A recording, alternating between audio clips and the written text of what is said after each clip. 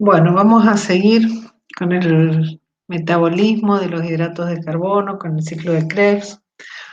Como verán, me cuesta bastante ponerme a tono de aquí a que logro poner todo en pantalla, pasa un ratito.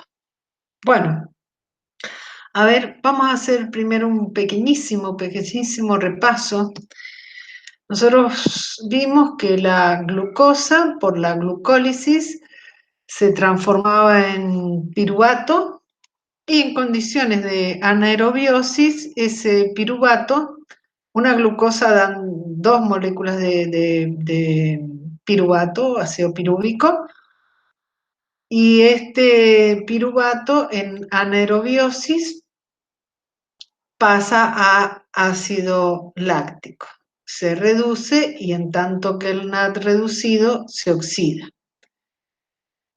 Pero nosotros dijimos que si seguía por la vía aerobia, ese piruvato entra al ciclo de Krebs. Primero, antes de entrar al ciclo de Krebs, bueno, ingresa a la mitocondria, allí se descarboxila ese piruvato, es decir, pierde un átomo de carbono bajo la forma de dióxido de carbono. Esa descarboxilación oxidativa también produce NAD reducido, porque el piruvato se está oxidando al perder dióxido de carbono, entonces el NAD se reduce. Se forma acetilcoenzima A y esa acetilcoenzima A ahora es la que ingresa al ciclo de Krebs. Ahora, es el único, digamos, el acetilcoenzima A solo proviene del piruvato. No, puede venir de los ácidos grasos, de la oxidación de los ácidos grasos, puede venir de esqueletos carbonados, de aminoácidos, de algunos aminoácidos cetogénicos, es decir, que producen acetilcoenzima A. Y a su vez, el acetilcoenzima A no solamente puede ingresar al ciclo de Krebs para producir dióxido de carbono de agua y en definitiva ATP, sino que puede servir para la síntesis de ácidos grasos, síntesis de esteroides como el colesterol o síntesis de cuerpos cetónicos. Entonces, el acetilcoenzima A es un metabolito clave también, ¿no? En cuanto al ciclo de los ácidos tricarboxílicos, o el ciclo de Krebs o del ciclo del ácido cítrico, podemos decir entonces que es una vía final común para la oxidación total de los acetatos activos, esos grupos acetatos unidos a la coenzima A. ¿Cuándo decíamos que estaban activos? Cuando se unían a coenzima A, cuando se les une un grupo fosfato, la glucosa 6-fosfato, en ese caso la glucosa estaba activada. El grupo acetilo está activado cuando está unido a coenzima A. Y que ese grupo acetato puede provenir de hidratos de carbono, de los ácidos grasos, de algunos aminoácidos. Entonces es una vía catabólica para estos acetatos activos. Y por lo tanto aporta poder reductor, el que finalmente se va a traducir en síntesis de ATP por fosforilación oxidativa. Se puede decir que digamos, un concepto de lo que es el ciclo de Krebs, que es una serie cíclica, la misma palabra lo dice, ciclo de Krebs, de reacciones que oxidan completamente una molécula de acetilcoenzima A para generar energía en forma de ATP o GTP y equivalentes de reducción que van a ser NAD y FAD. Es aeróbico, no se produce en ausencia o escasez de oxígeno, se inhibe en forma total o parcial, pero también la importancia que tiene es que es una vía anfibólica, es decir, que es tanto anabólica como catabólica. Desde el punto de vista anabólico, proporciona precursores para la síntesis de biomoléculas como aminoácidos, ácidos grasos y azúcares. Por lo tanto, permite interconectar diversas rutas metabólicas de hidratos de carbono, de lípidos y aminoácidos. Al utilizar, ¿no es cierto?, estos compuestos intermediarios para la síntesis de estos diferentes tipos de biomoléculas. Y el ciclo de Krebs, junto con el transporte de electrones y la fosforilación oxidativa, es lo que se conoce como respiración celular. Entonces, esto es un poco denso seguramente, pero bueno, lo importante es que vayamos un poco nada más viendo qué es lo que ocurre. El acetilcoenzima A, dijimos, de distinta procedencia, ingresa al ciclo y se une a oxalacetato, que es una molécula de 4 átomos de carbono. Queda el grupo acetilo, se une el grupo acetilo y se libera la coenzima A. Entonces queda acá una molécula de 6 átomos de carbono. Si ustedes cuentan, 1, 2, 3, 4, 5 y 6 carbonos. ¿Por qué se llama ciclo de los ácidos tricarboxílicos? Porque si nosotros vemos, acá tiene 3 grupos carboxilo. 1, el de acá, 2 y 3. Entonces, hay varios compuestos que tienen 3 grupos carboxilos. Por eso se denomina ciclo de los ácidos tricarboxílicos. Bien. ¿Qué es lo que, bueno, se condensa este grupo acetilo con el oxalacetato, pero lo que me interesa que vean es cómo después este grupo carboxilo se va bajo la forma del isocitrato, se va bajo la forma de dióxido de carbono. Esto implica una oxidación, y entonces si este compuesto, el isocitrato, se oxida, hay alguien que se reduce. ¿Quién es el que se reduce? Es el NAD. El NAD está captando los protones y electrones del isocitrato.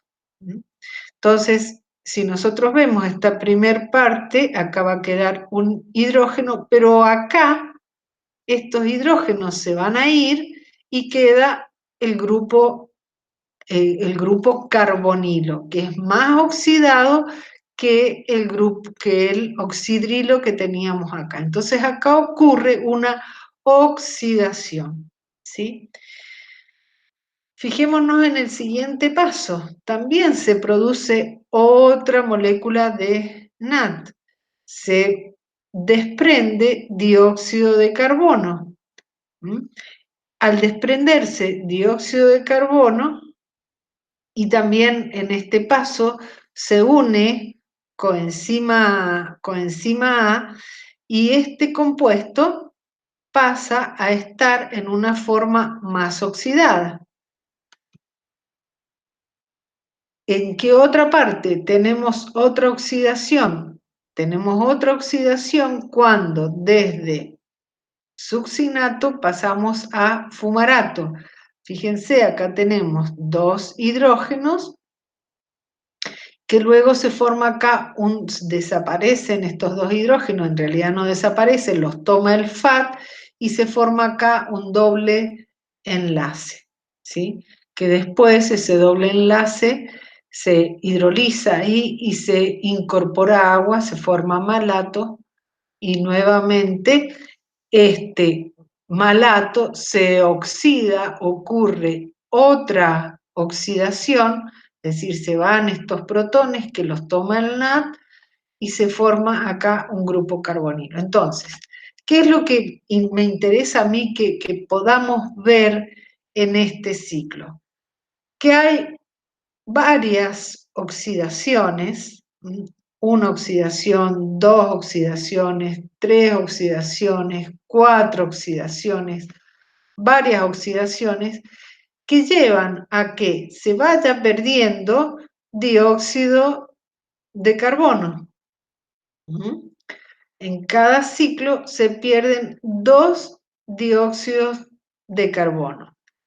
Se producen 1, 2, 3 NAD que van a la cadena de transporte de electrones y se produce un FAD que también va a la cadena de transporte de electrones.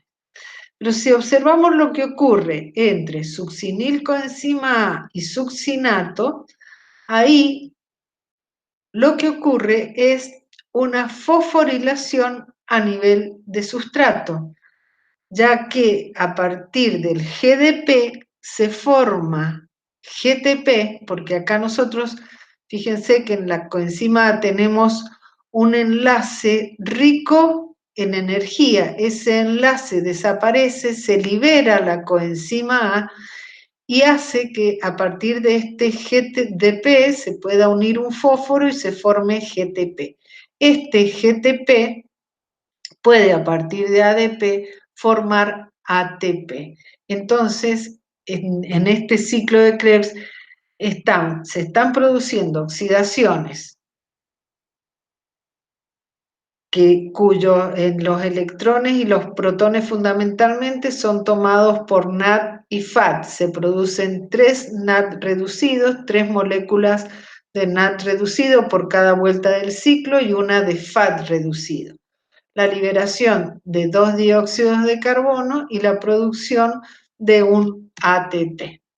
Y el primer compuesto que se forma es el citrato, ya que el oxalacetato, cuando se condensa con el grupo acetilo, acá hay una reacción de condensación, produce citrato. Entonces vamos a ver esto en digamos, con las enzimas, y acá en esta filmina lo que me interesa que vean fundamentalmente es, acá pueden ver bien el nombre de las enzimas, acá donde, fíjense, isocitrato deshidrogenasa. ¿Qué hacían las deshidrogenasas? Actuaban en procesos de óxido-reducción. Entonces están deshidrogenando al isocitrato para formar NAD reducido. Alfa-cetoglutarato deshidrogenasa, la formación de otro NAD reducido. Malato deshidrogenasa, la formación de otro NAD reducido.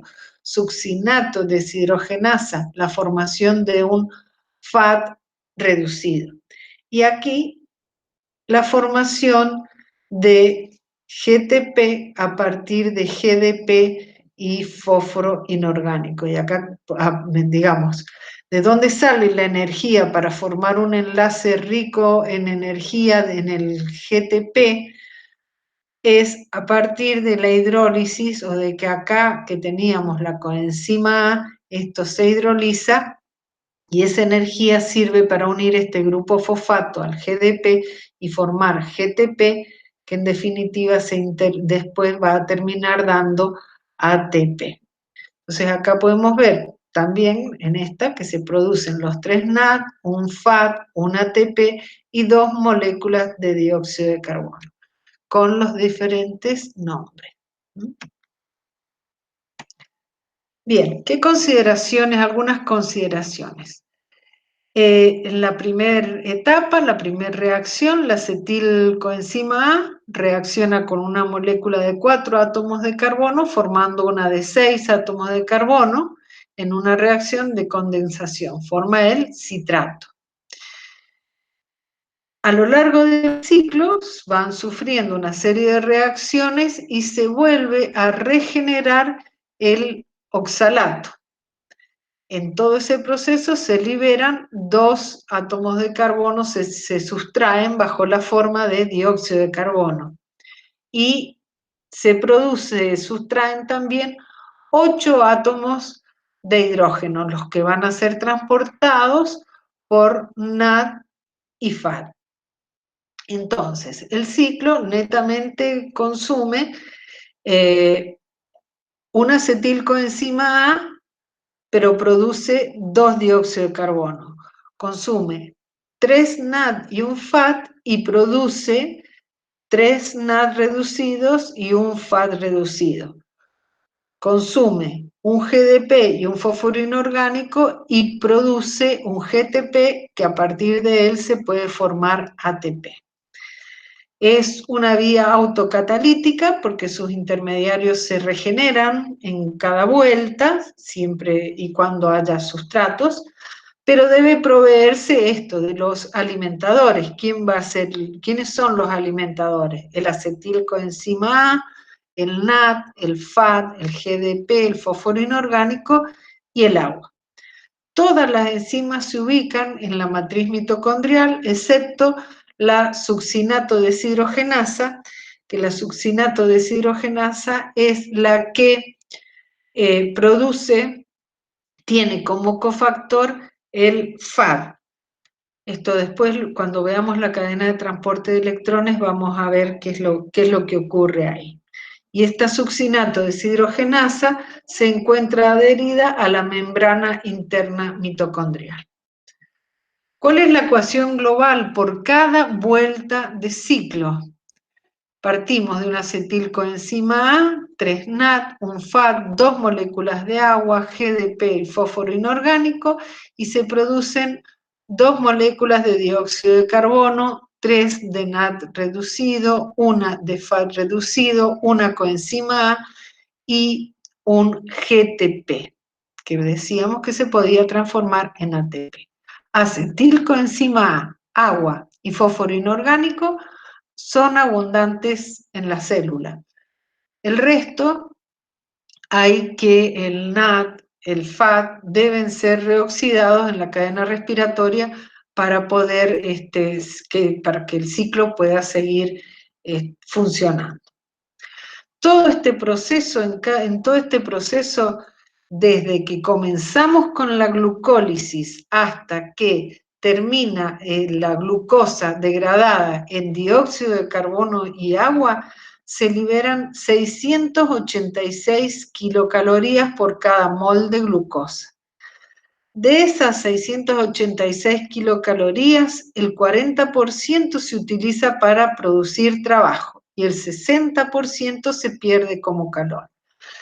Cuando un motor común quema su combustible para producir movimiento, lo hace con un rendimiento de aproximadamente el 30%, no llega al 30%. Podemos ver que las células son mucho más eficientes en digamos, en quemar, en cierta manera, el combustible. ¿Cómo se regula el ciclo de Krebs? Vimos que todavía tenía una regulación enzimática. Y se regula por la disponibilidad de los sustratos, es decir, si hay acetilcoenzima A y si hay oxalacetato, entonces obviamente que el ciclo va a poder llevarse a cabo, ¿sí? Cuando la concentración tanto de acetilcoenzima A como oxalacetato es bajo, en relación a la cantidad de enzimas que lo usa la citrato sintasa. Esto, digamos, la enzima está siempre en mayor cantidad que estos sustratos. Entonces, si hay sustratos, la enzima siempre está. Si hay sustratos, va a haber ciclo de Krebs. Y las enzimas que proveen los sustratos, el sustrato dijimos que era la acetilcoenzima A, ¿sí? La piruvato deshidrogenasa, PDH, estaría acá, y otra, la piruvato carboxilasa, porque a partir del, que esas son ajenas, están fuera del ciclo, también se puede producir acetilcoenzima A por la piruvato carboxilasa, y esa entonces están ajenas al ciclo, pero nos pueden proveer de acetilcoenzima A. Ahora, el principal factor regulador de la intensidad del ciclo de Krebs es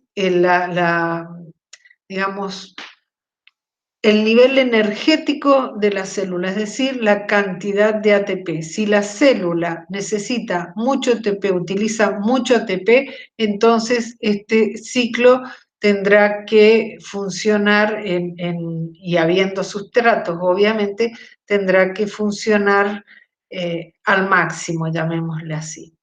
Otra cosa que regula el ciclo de Krebs es la relación entre el NAD reducido y el NAD oxidado a nivel de la mitocondria. Si hay mucho NAD reducido, entonces se frena el ciclo de Krebs. ¿Y por qué? Porque ese NAD reducido después entra en la cadena de transporte de electrones y nos puede dar ATP. Entonces, que haya mucho NAD reducido indirectamente es una medida de que puede haber bastante ATP. Entonces, esta relación es, digamos, una forma de controlar o regular el ciclo. A su vez también los productos acumulados, por ejemplo, si se acumula citrato, inhibe a la citrato sintasa y entonces es otra forma de disminuir la velocidad del ciclo. En el músculo, la entrada de calcio y la señal para la contracción activan las deshidrogenasas, tanto la fosfato deshidrogenasa, eso ya lo habíamos visto en el audio anterior, tanto la fosfato deshidrogenasa, perdón, la piruvato deshidrogenasa que estoy diciendo, la piruvato deshidrogenasa como la isocitrato deshidrogenasa y la alfa-cetoglutarato deshidrogenasa. Entonces el calcio y la señal para la contracción estimulan estas deshidrogenasas y aceleran el ciclo. Y a su vez también estas reacciones, la 1, es decir, la primera, la condensación del oxalacetato con acetilcoenzima A para producir citrato, y la tercera son muy exergónicas, entonces hace que el delta G sea negativo. A ver, mirando, acá podemos ver que la citrato sintasa, en cuanto a la piruvato deshidrogenasa, ya habíamos visto cómo estaba regulada. Mucho producto de la piruvato deshidrogenasa, es decir, mucho acetilcoenzima A, la inhibe. Igual que si hay mucho NAD y mucho ATP, esos indicadores de energía en la célula. Y la activan el piruvato, es decir, el sustrato, la insulina y el calcio, fundamentalmente en el músculo.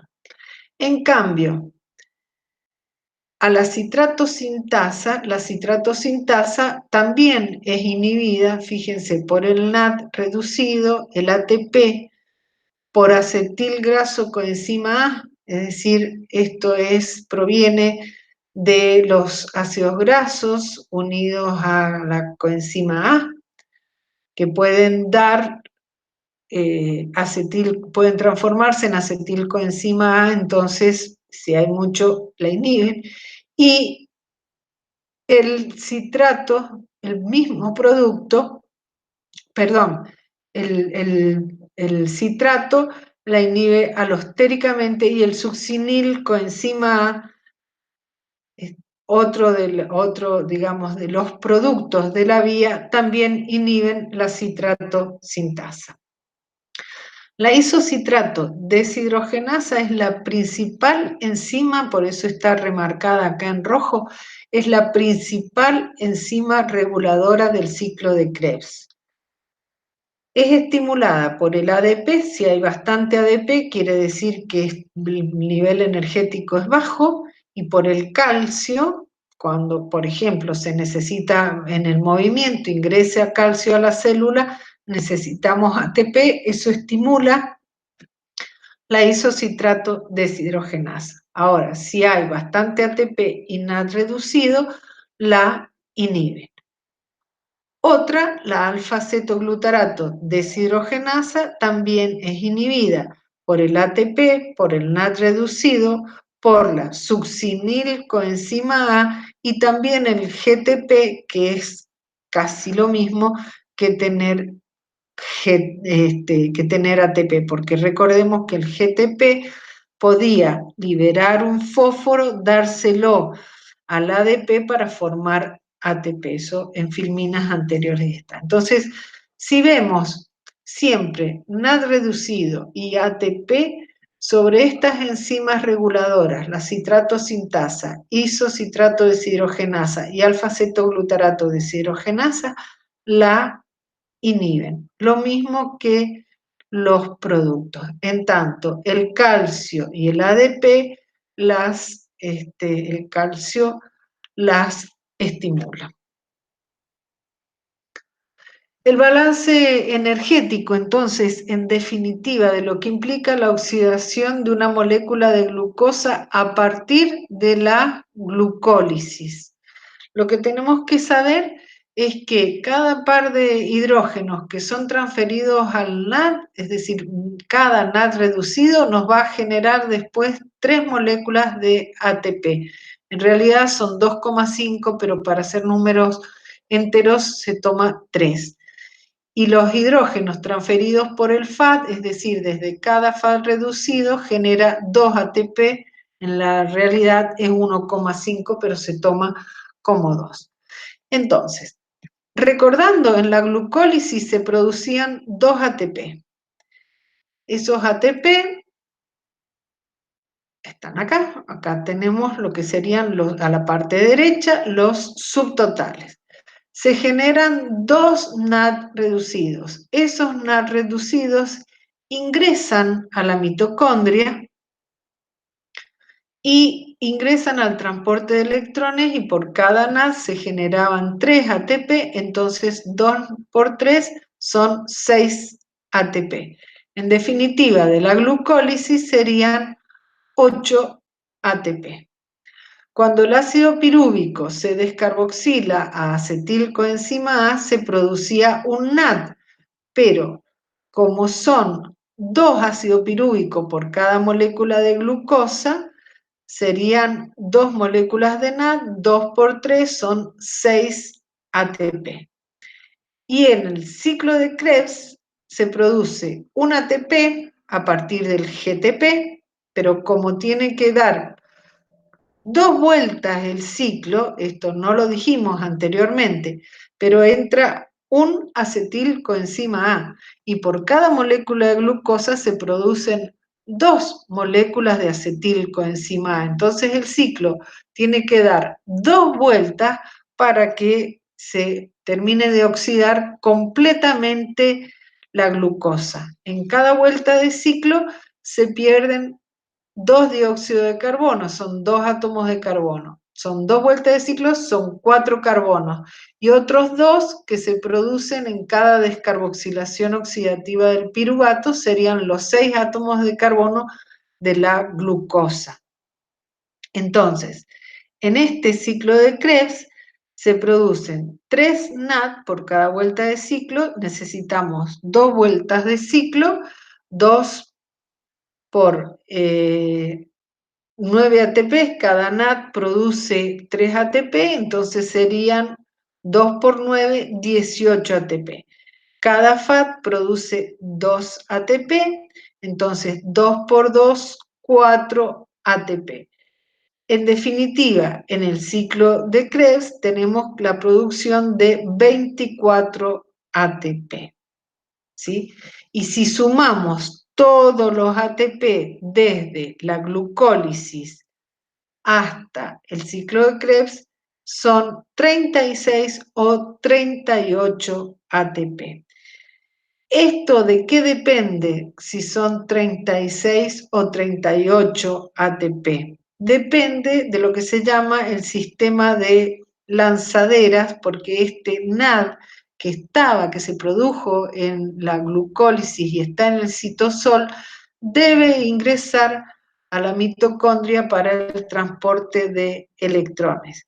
Y si se utiliza la lanzadera malato-aspartato, esa cede, de esto lo vamos a ver después cuando veamos la fosforilación oxidativa, van a ser a partir de esa lanzadera 3 ATP. En cambio, si se utiliza otra lanzadera para ingresar este NAD a la mitocondria y cede los equivalentes al FAT, van a ser 2 ATP. Por lo tanto, el rendimiento puede ir entre 36 y 38 ATP dependiendo del sistema de lanzaderas que se utilice para ingresar el NAD reducido a la mitocondria. El ciclo de Krebs decíamos que tiene un carácter anfibólico, es decir, si bien se usa catabólicamente para oxidar los restos acetilos, anabólicamente se pueden producir distintos intermediarios para ser utilizados por otras vías. Por ejemplo, a partir del citrato, ácidos grasos y esteroides.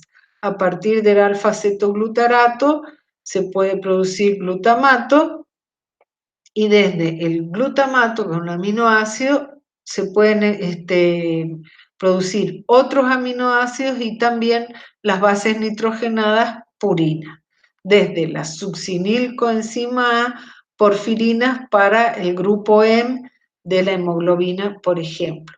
Desde el oxalacetato, bueno, el oxalacetato por gluconeogénesis puede producir glucosa y si no, puede por transaminación producir aspartato, esto ya lo vamos a ver más adelante, y a partir de este aspartato se pueden producir otros aminoácidos, purinas y pirimidinas. Entonces acá vemos la función anabólica del ciclo de Krebs. Ahora, vemos que hay que reponer algunos intermediarios del ciclo de Krebs. Por ejemplo, si nosotros vemos que este citrato es utilizado para la síntesis de ácidos grasos, o el alfa-cetoglutarato o el oxalacetato, se utilizan para otras vías anabólicas, entonces estos intermediarios tienen que ser repuestos de alguna manera. Esas reacciones se llaman reacciones anapleróticas del ciclo de Krebs y son reacciones que reponen intermediarios del ciclo que han sido sustraídos por otras rutas biosintéticas para mantener, y hay que mantener entonces las concentraciones intermitocondriales, por ejemplo, de malato, oxalacetato, alfa-cetoglutarato, etc. Una de las reacciones más importantes anapleróticas es aquella en la que el piruvato, que tiene 3 átomos de carbono, se le une otro, digamos, se condensa un átomo más digamos, a través del dióxido de carbono para armar un nuevo enlace. Aquí hace falta ATP por la piruvato carboxilasa y en presencia de biotina y se forma oxalacetato. Necesitamos del ATP, un enlace que se rompa el ATP para poder brindar energía y armar ese enlace y pasar de una molécula de 3 átomos a una de 4 como el oxalacetato. Otra reacción anaplerótica en la que el piruvato en presencia de bicarbonato y NAD-fosfato reducido produce malato. Pero lo importante es saber, sobre todo esta primera, que el piruvato por la piruvato carboxilasa, en presencia de dióxido de carbono y ATP, puede producir oxalato y reponerlo al ciclo de Krebs. Además, varios aminoácidos, entre ellos el aspartato, la alanina puede transformarse en piruvato, son aminoácidos glucogénicos, pueden servir de fuente de piruvato o de intermediarios del ciclo de Krebs. Esto ya lo vamos a ver en algunas otras filminas cuando veamos los aminoácidos, qué aminoácidos pueden entrar a la altura de los distintos intermediarios del ciclo de Krebs. Entonces, En esta filmina resume, perdón, esto que estábamos diciendo, el carácter tanto anabólico como catabólico, ¿sí? Entonces, en rojo podemos ver las reacciones anapleróticas, el piruvato por la piruvato carboxilasa y en presencia de dióxido de carbono que me va a dar oxalacetato. Otra, el piruvato por la enzima málica a malato. Otra puede ser desde el fosfoenolpiruvato o también por una carboxilasa, fosfoenolpiruvato carboxilasa que dé oxalacetato. Y dentro de lo que implica el aporte de intermediarios para la síntesis de otros compuestos, a partir del citrato, los ácidos grasos, del alfa-cetoglutarato, el glutamato, bueno, esto que ya lo habíamos visto, simplemente que esta filmina resume un poco los dos procesos juntos. Y acá terminaríamos con el ciclo de Krebs.